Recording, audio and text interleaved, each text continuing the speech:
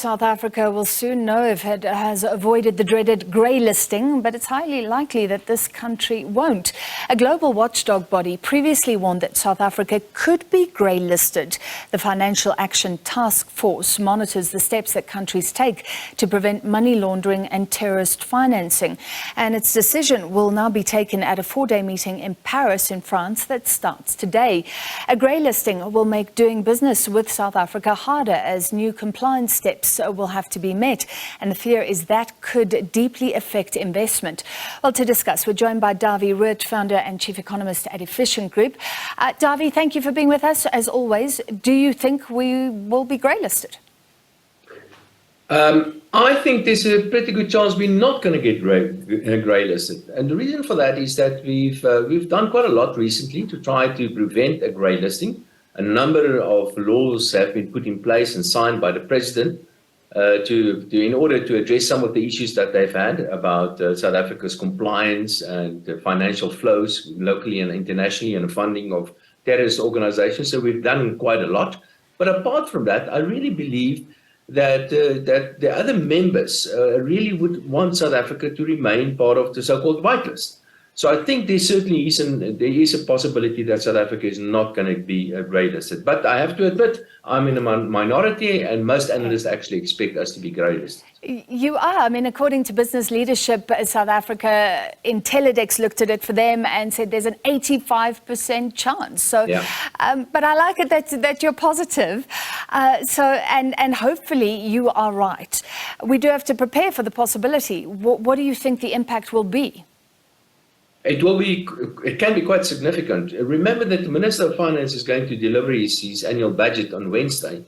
The state does not borrow that much money internationally, but the state certainly does borrow some money internationally. You know, that's one example. If they want to go and borrow money go to London or go to New York to borrow some money, it's going to be much more difficult because those banks or those institutions that are going to lend us money are going to ask for many more questions. And they want to be really sure that the money is actually going to be used for what it's intended to be used.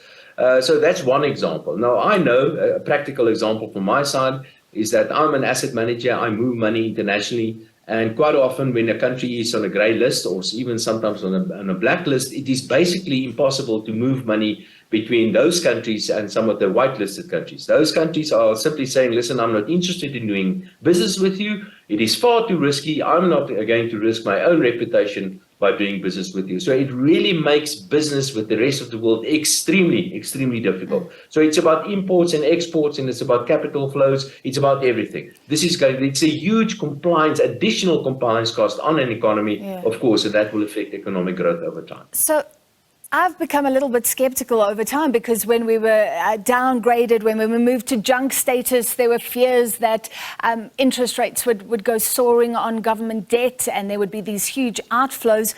And we didn't really see it happen. But we have. Over time, All right. Yes. So you're pretty sure that this will have an impact. And I guess, could it affect ordinary South Africans trying to move money offshore, say? Let me give you one example. As when we got downgraded, you're right, interest rates initially went up in the case of South Africa, but what happened subsequently is that the rand took a bit of a knock. So it's not only a matter of interest rates going up, the exchange rate of the rand also went in the wrong direction, and that's got an inflationary impact on South Africa, resulting in the Reserve Bank increasing interest rates and resulting in weaker economic growth and everything that goes with that. So that is one example. It's not only about interest rates. Interest rates, in fact, did go up for us in South Africa, especially our international bond rates that we pay for money that we borrow internationally. But we also saw an impact on the exchange rate of the currency. So a similar sort of thing can be expected if we are greylisted, is that the rand is likely to weaken. We've already seen the rand weakening quite a bit recently. That will spill over into high inflationary pressures and eventually the Reserve Bank being forced to keep interest rates higher for longer or maybe even increase interest rates even further. So the man on the street certainly is going to be affected. If we are greylisted, you're going to pay more for your mortgage, as an example. Yeah, and we're already feeling that pain and seeing the rand weaken. So what steps have been taken? You said a lot of legislation has been put in place. What did the FATF want and what have we done? Well, a couple of things that they are concerned about. One is, of course, tax evasion. They want to make sure that everybody pays taxes, and I think there are a couple of people that think it's fairly easy to evade taxes in South Africa. I don't really believe that one. But the international community is quite concerned about international terrorism financing. I don't have much information about that, but apparently there are some institutions getting funding, some terrorist organizations getting funding from South Africa. It is relatively easy, they say.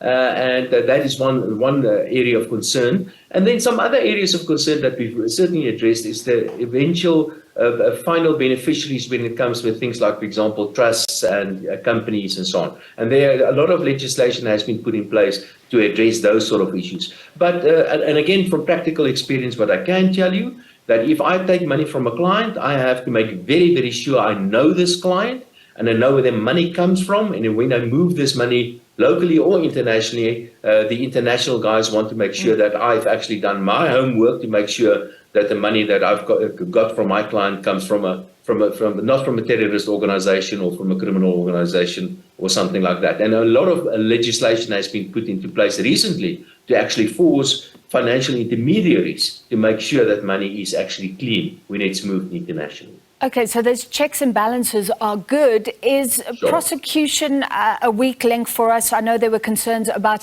the skills to investigate money laundering, terror financing. I mean, we're not even prosecuting around Steinhoff at the moment, and now we're talking about very complicated global financial flows, right? Yeah, without a doubt, that is another area of concern. We know about the state capture in South Africa. We know what happened there. We know about all the corruption that's been happening. We know that very few people are actually wearing orange overalls at the moment because of that. So we haven't done enough on that. There is some movement and some improvement, and that's part of the reason why I'm quite optimistic. But I think we haven't done enough. We can certainly do much more to impress the rest of the international community to prevent us from being greylisted. But yes, that certainly is an issue. Is that corruption in South Africa and the lack of proper prosecution, of at least the perception of a lack of proper action by our local prosecuting authorities. That's part of the reason why a greylisting could happen for us on Friday. All right, so we'll find out this week what the Financial Action Task Force thinks. It's D-Day in a sense, or D-Week. Final question for you, Dawie. If we are greylisted, how quick is it to reverse that? Well, it depends on what we do. That doesn't mean this is not the end of the world if we are greylisted. Many countries that have been greylisted previously, they actually got out of it pretty soon once you put the necessary legislation in place and once you're sure that the capital flows is done properly and that you put the necessary measures in place and you're not funding criminals, you're not funding terrorist organizations. So it is possible, theoretically, to get back on the whitelist literally within months. Although in practice, what usually happens, it usually takes about a year or two. All right, thank you. Dawie Roodt, founder and chief economist at Efficient Group. And yes, we will find out in just a matter of days whether South Africa is to be greylisted or not.